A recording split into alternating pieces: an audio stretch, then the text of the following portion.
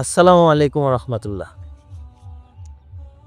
আসছিলাম ক্ষেতের ভিতর সরিষা তোলার জন্য। সো হঠাৎ করে মনে পড়ল যে যেহেতু সরিষাই তুলতেছি, আমাদের সরিষা ফুলের মধুটা নিয়ে কিছু বলা যায়। আমার হাতে দেখতে পাচ্ছেন এই দুইটাই সরিষা ফুলের মধু। একটা লিকুইড মধু আর একটা হলো ক্রিস্টাল হানি। আপনারা যখন মধু অর্ডার করেন তখন আপনাদের কাছে আমরা লিকুইড মধুটা পাঠাই।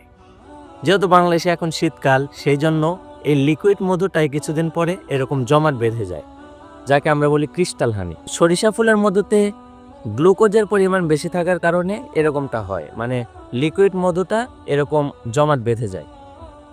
এটা নিয়ে অনেকের মনে ভুল ধারণা আছে যে মধু জমাট বাঁধলে কি আসলে ভেজাল।